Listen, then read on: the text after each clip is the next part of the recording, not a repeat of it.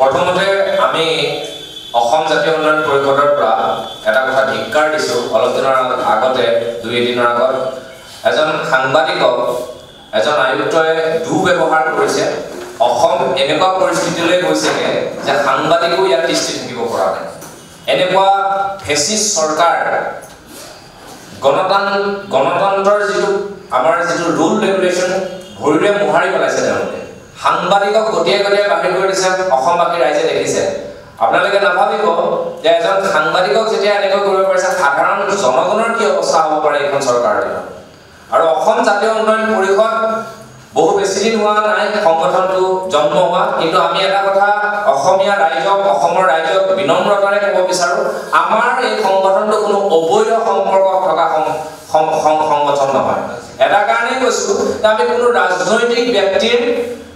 ছাতিৰ তলত আমাৰ জন্ম হোৱা নাই। আমি নিজে অসমৰ জাতি মাটিক ভাল পাওঁ, সেইকাৰণে আমি জাতিৰ ৰক্ষাৰ কাৰণে আমাৰ আইৰ মুখৰ ভাষা অসমীয়া, এই অসমীয়া ভাষাৰ ৰক্ষাৰ কাৰণে আমি আগবাঢ়ি আহিছোঁ। আৰু ইয়াত যিয়ে অসমীয়া ভাষা ব্যৱহাৰ প্ৰয়োগৰ ক্ষেত্ৰত হকা বাধা দিবলৈ আহিব তাক দৌৰাই দৌৰাই পিটা হ'ব। এইটো একদম স্পষ্ট কথা। আমাৰ হাজাৰ হাজাৰ ৰনুৱা আছে আমাৰ লগত। আৰু এইখিনিতে মই আৰু এটা কথা ক'ব বিচাৰিছোঁ যে আমাৰ সভাপতি ডাঙৰীয়া উল্লেখ কৰিছে যে কোম্পানীসমূহে সাংঘাতিক ধৰণে আমাৰ ল'ৰা ছোৱালীবিলাকক সাংঘাতিক ধৰণে খটুৱাইছে। আপোনালোকে যাওক ৰিলায়েন্স ব্ৰেণ্ডত যাওক, 12 ঘণ্টালৈকে কাম কৰি মাত্ৰ 10,000 টকা দিয়ে। 12 ঘণ্টা কাম কৰে, 14 ঘণ্টা কাম কৰাই 8,000 টকা দিয়ে। কি চিকিউৰিটি গাৰ্ডবিলাক আমাৰ মানুহ নহয় নেকি? আমাৰ কোম্পানীত কাম কৰি থকা আমাৰ ল'ৰা ছোৱালীবিলাক মানুহ নহয় নেকি? হিমন্ত বিশ্ব শৰ্মা ডাঙৰীয়া, মই আপোনাক প্ৰশ্ন কৰিব বিচাৰিছোঁ যে আপুনি কয় যে উন্নতি কৰিছোঁ, অকল অৰুণোদয় আঁচনি দিলে নহ'ব। এইবোৰ দি এই আঁচনিবিলাক দি চৰকাৰে মানুহক নিশকতীয়া কৰি পেলাইছে। জয় শ্ৰীৰাম বুলি ক'লে অকল যদি আমি জয় শ্ৰীৰাম বুলি কৈ থাকোঁ আমাৰ পেট কেতিয়াও নভৰে। আমি হিন্দুত্ববাদী, আমি হিন্দুত্ববাদৰ পন্থাৰে আমি বিশ্বাস কৰোঁ, কিন্তু সেই বুলি আমি জয় শ্ৰীৰাম বুলি ক'লে আমাৰ পেট নভৰে। অৰুণোদয় আঁচনিখনৰ কথা ভাবিলে আমি খেপটো গিলি দিলে আমাৰ পেট নভৰে। গতিকে আমি কেনেকে আমাৰ এই ল'ৰা ছোৱালীখিনি, মই প্ৰত্যেকটো দল সংগঠনক আহ্বান জনাইছোঁ। মই অসমৰ বিভিন্ন দল সংগঠন আছে, ৰাজনৈতিক ব্যক্তিসকল আছে। 1 মিনিট সময় আপোনালোকে ভাবক যে আমাৰ ল'ৰা ছোৱালীবিলাকে কিমান কষ্ট কৰি কাম কৰি আছে। মেডিকেলৰ চিকিউৰিটিজনৰ পৰা আদি কৰি বিভিন্ন প্ৰাইভেট কোম্পানী যিসকল চিকিউৰিটিৰ কাৰণে কাম কৰি আছে, আপোনালোকে ভাবক গোটেই দিনটো ৰাতিটোলৈকে কিমান কষ্ট কৰি তেওঁলোকৰ যিখিনি প্ৰাপ্য সেই প্ৰাপ্যখিনি নিদিয়ে। আজি আমাৰ মাজত বহুত আছে তেনেকুৱা যিসকলক কাম কৰে। আৰু এটা প্ৰশ্ন সততে আমালৈ ফোন আৰু মেছেজ আহে যে নাৰীসকল যিবিলাক ডাঙৰ ডাঙৰ কোম্পানীৰ মালিক আছে, বহিৰাগত আছে, সিহঁতকেইটাই কি কৰে, নাৰীক ফুৰাবলৈ নিবলৈ ৰিকুৱেষ্ট কৰে, শ্বিলং ফুৰাবলৈ নিবলৈ ৰিকুৱেষ্ট কৰে। এইবিলাক বহুত তথ্য আছে। নাৰীসকলক কৈছোঁ আমি অসম জাতীয় উন্নয়ন পৰিষদ আপোনালোকৰ লগত আছে প্ৰত্যেকটো মুহূৰ্ততে, আৰু বিভিন্ন সংগঠনবোৰে কাম কৰি আছে। আজি মই এই ক্ষেত্ৰত মই লাচিত খানাকো ধন্যবাদ দিম। তেওঁলোকে এই ক্ষেত্ৰত কাম কৰি আছে। বীৰ লাচিত খানা তেওঁলোকে কাম কৰি আছে। এনেকৈ আমি সকলোৱে একেলগে যদি আগবাঢ়ি যাওঁ, আমি ইটো সংগঠনৰ মাজত সিটো সংগঠনৰ কোনো ভেদাভেদ ৰাখিব নালাগিব। আমি একেলগে আমাৰ জাতিটোৰ আমাৰ ল'ৰা ছোৱালীখিনিৰ কাৰণে কাম কৰিব লাগিব। মই সংবাদ প্ৰতিষ্ঠানসকলকো কৈছোঁ, আপোনালোক গণতন্ত্ৰৰ এটা সাংঘাতিক ভূমিকা লৈ থাকে। গতিকে আপোনালোকে যিকোনো বিষয় এটা চৰকাৰৰ ওচৰলৈ লৈ যোৱাত আপোনালোকে সহায় কৰে। মই এনেকুৱা কথা কোৱা নাই যে চৰকাৰখনে একো ভাল কাম কৰা নাই। যিখিনি ভাল কাম কৰিছে আমি জানো, আমি জ্ঞানী মানুহ, আমি ভালখিনিক ভাল বুলি ক'ম। কিন্তু বেয়াখিনি এইখন চৰকাৰৰ দিনত কি হৈ আছে যে হত্যা হয় কিন্তু তদন্ত নহয়। এইটো ভাল কাম এইখন চৰকাৰ। মানুহ SP DSP লগত থাকে, এজন আৰক্ষী বিষয়া পৰি যায়, কিন্তু সেইটো তদন্ত আৰু আৰক্ষী অধীক্ষকে কি কয় বোলে নিজে পৰি গ'ল। দুখ প্ৰকাশ কৰাতকৈ তেওঁ দায় সাৰিবলৈ চায়। এইখন চৰকাৰৰ দিনত আৰক্ষী বিষয়াৰ মৃত্যু হয় কিন্তু তদন্ত ভালকৈ নহয়। এইখন চৰকাৰৰ দিনত মূল্যবৃদ্ধি হয় কিন্তু মূল্যবৃদ্ধিৰ নাম মানে মূল্য হ্ৰাস কেতিয়াও নহয়, নিয়ন্ত্ৰণ আৰু হ্ৰাস কেতিয়াও নহয়। কাঠফুলাৰ দৰে বিভিন্ন ব্যৱসায়ী বাহিৰৰ পৰা আহি, মই একদম চিধাকে কৈছোঁ আপোনালোকক, মোৰ ফুটেজ আছে মই দি দিম। মই আৰক্ষী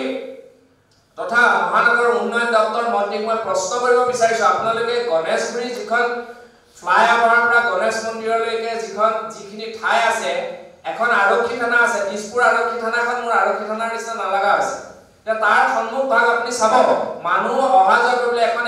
এই যান-জঁটৰ কাৰণে এম্বুলেন্স ফচি যায় আৰু এম্বুলেন্স ফচাৰ লগে লগে আমাৰ বিভিন্ন ৰোগীসকলৰ মৃত্যু হয় সেইখন একেবাৰে বজাৰ কৰি পেলালে কাক লিজত দিছে কোন কুণ্ডাই তাৰ পৰা টেক্স খাইছে নে কোনোবা মন্ত্ৰীয়ে টেক্স খাইছে আমাক ইয়াৰ উত্তৰ লাগে নহলে অতি সোনকালে আমাৰ সংগঠনৰ সদস্য গৈ কিন্তু সেই বজাৰ উঠাই দিব ফুটপাথৰ পৰা বজাৰ ৰাস্তাৰ মাজলৈ আহিল মোৰ ওচৰত ফুটেজ আছে ৰিক্সা বা ই-ৰিক্সা ক'ত চলাচল কৰিব হয়তো আমাৰ এই পৰিবহণ বিভাগটোৱে নাজানে বা কোনো ধৰণৰ অধিসূচনা জাৰি নকৰে তেওঁলোকে ৰাস্তাৰ মাজত আপুনি ৰিক্সা আৰু ই-ৰিক্সাৰ পৰা আপুনি যাব নোৱাৰে গোটেই ৰাস্তাটো তাকো আপোনালোকে সাংবাদিক বন্ধুসকলে লক্ষ্য কৰিব দিছপুৰ থানাৰ সন্মুখ ভাগটো দেখিলে কিবা মানে বজাৰৰ সন্মুখত থকাৰ নিচিনা পৰিৱেশ হৈছে মানে গোটেই চাৰিওফালে বিসংগতি ৰাস্তাৰ মাজলৈকে আহি পাচলি বজাৰ পালে গতিকে ইয়াৰ ওপৰত ব্যৱস্থা গ্ৰহণ কৰিব বুলি প্ৰশাসনে অনুৰোধ জনাইছো আৰু মই অসমৰ প্ৰত্যেকজন যুৱক যুৱতীক আহ্বান জনাইছো আমি আপোনালোকৰ লগত আছো আপোনালোকে প্ৰয়োজন সাপেক্ষে কৰ্মবিৰতি ঘোষণা কৰক সকলোৱে একেলগে আগবাঢ়ি আহক মই অলপ দিনৰ আগতে মোৰ সোশ্যাল মিডিয়াৰ যোগেৰে এটা ভিডিঅ' দিছিলো সকলোৱে কৈছে আমি একেলগে আগবাঢ়ি যাম প্ৰত্যেকজন আমাৰ যি ল'ৰা ছোৱালী আছে প্ৰত্যেকজন ল'ৰা ছোৱালী যিখিনি পাইপ মূল্য যিখিনি পাব লাগিব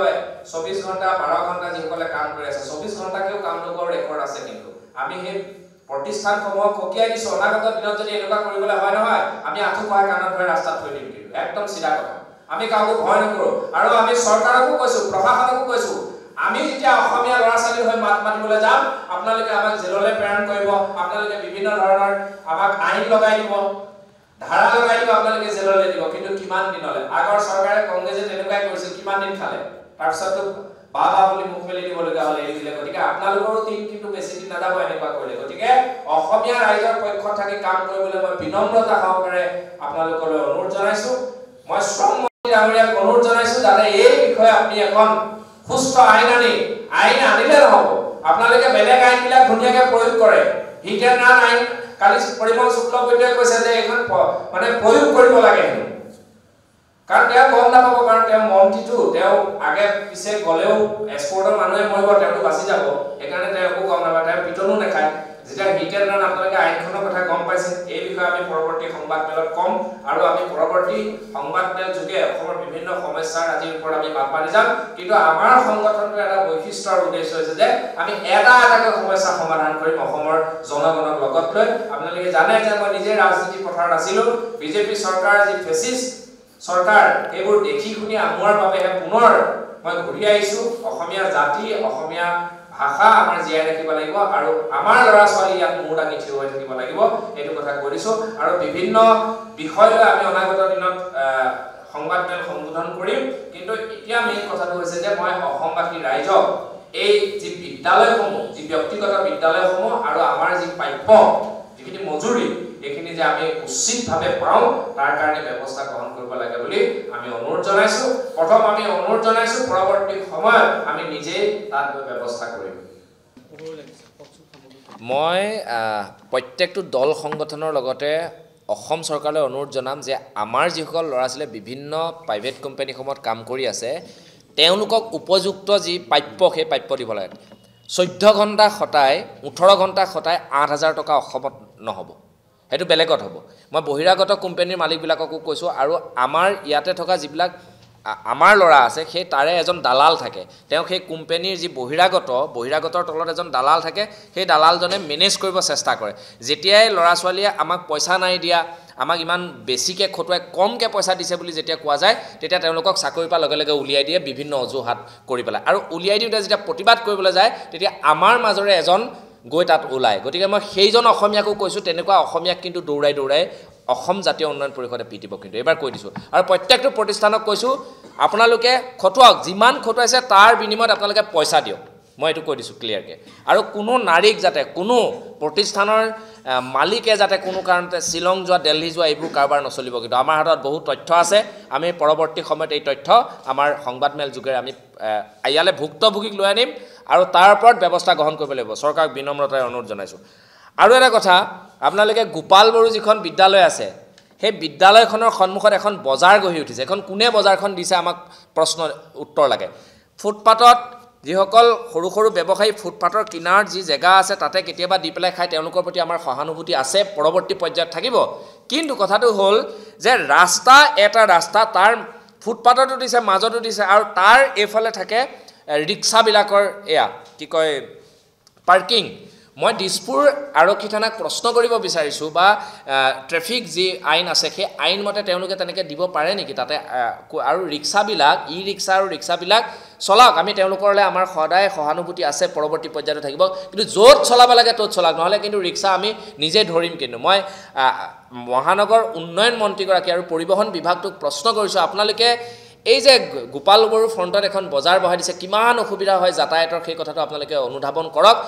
এটা কাৰণে যাতায়াত হ'লে এটা কাৰণে অসুবিধা মই বাৰে বাৰে কৈছোঁ যে এম্বুলেন্স ফচি যায় আৰু এম্বুলেন্স ফচিলে তাত থকা ৰোগীৰ মৃত্যু হয় ক'ৰবাত জুই লাগিলে কেনেকৈ যাব সেইকাৰণে ট্ৰেফিক জামটো যে আমাক নালাগে কি কাৰণে নালাগে আমাৰ প্ৰয়োজন কি কাৰণে নাই কাৰণ ক'ৰবাত জুই লাগিলে কোনোবা ৰোগীৰ মৃত্যু হোৱাৰ আশংকা থাকে গতিকে এইটোৰ ওপৰত ব্যৱস্থা গ্ৰহণ কৰক আৰু যিবিলাক বিদ্যালয় খেলপথাৰ নাই যিবিলাক প্ৰাইভেট বিদ্যালয়ৰ কথা কৈছোঁ সেই প্ৰাইভেট বিদ্যালয়বিলাকৰ নিজৰ যিখিনি লাগতিয়াল যিখিনি পৰিৱেশ নাই আৰু গধুৰ বুজা তেওঁলোকে কিতাপ বহুত দি দিব অসমীয়া ভাষাৰ প্ৰয়োগ নাই তেওঁলোকে ইংৰাজী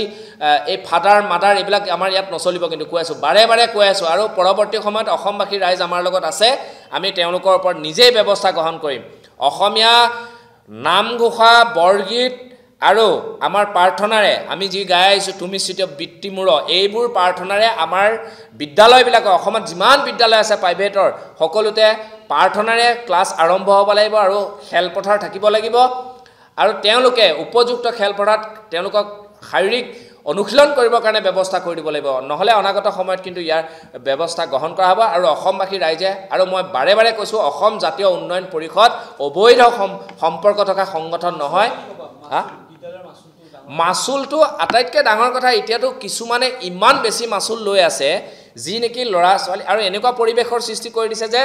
ইমানটো মাচুল মানে সিমানটোৱেই মাচুল আৰু সেই মাচুলৰ এগেইনষ্টত যদি আমি মাত মাতিবলৈ যাওঁ চৰকাৰে কি কৰে এটা ধাৰা লগাই দিব আইন লগাই দিব আমি গ'লে আমি তাত গৈ যদি প্ৰতিবাদ কৰোঁ তেতিয়া আমাক ক'ব আমি মাৰিবলৈ লৈছিলোঁ আমি তেওঁলোকক দুৰ্ব্যৱহাৰ কৰিছিলোঁ এইটো এটা টেকনিক এখন চৰকাৰ কেনেকৈ পঠাব পাৰি গতিকে এই মাচুলটো অতি সোনকালে কম কৰিব লাগে যিটো প্ৰাপ্য যিখিনি প্ৰাপ্য সেইখিনি পাওক আমাৰ আপত্তি নাই যিখিনি ল'ব লাগে সেইখিনি লওক কিন্তু ল'ৰা ছোৱালীবিলাকক ব্ৰেইনত এনেকৈ ভৰাই দিছে এইটো আপোনাৰ এই যিটো ভৰাই দিয়া যিটো কাৰবাৰ ষ্টাইলিছ যিটো কাৰবাৰ ভৰাই দিছে যে আমি প্ৰাইভেট স্কুলত পঢ়িব লাগিব আমাৰ ড্ৰেছ এনেকুৱা হ'ব লাগিব এইটো এই ইষ্ট ইণ্ডিয়া কোম্পানীয়ে কৰিছিল লাল চাহ খুৱাই নিমখ দি মানুহৰ ব্ৰেইনটো ডাল কৰি দিছিল তেনেকৈ আমাৰ ল'ৰা ছোৱালীবিলাকক শেষ কৰিলে মই এতিয়াও সময় আছে শংকৰদেৱ শিশু বিদ্যা নিকেতন আছে জাতীয় বিদ্যালয় আছে গভৰ্ণমেণ্ট যিবিলাক বিদ্যালয় আছে য'ত আমাৰ শৈক্ষিক মানসিক আমাৰ পৰিৱেশ পৰিস্থিতিৰ লগত মিলি আমাৰ যি বিদ্যালয় আছে আমি সেই বিদ্যালয়ক সমৰ্থন কৰোঁ আৰু পৰৱৰ্তী পৰ্যায়ত আমি সংবাদমেল যোগে কোন বিদ্যালয়ে কি কৰিছে নকৰিছে কাৰ কি সামগ্ৰী আছে নাই সেই সাংবাদিক বন্ধুসকলক লগত লৈ অসম জাতীয় উন্নয়ন পৰিষদে ইয়াৰ বিস্তৃত আলোচনা কৰি ৰাইজৰ ওচৰলৈ এই গোটেই প্ৰশ্নবোৰ লৈ যাব আৰু ইয়াৰ সমাধান বিচাৰি ৰাইজৰ পৰা উত্তৰ বিচাৰিব আৰু আপোনালোকে সহায় সহযোগিতা কৰিব বুলি আশা ৰাখিছোঁ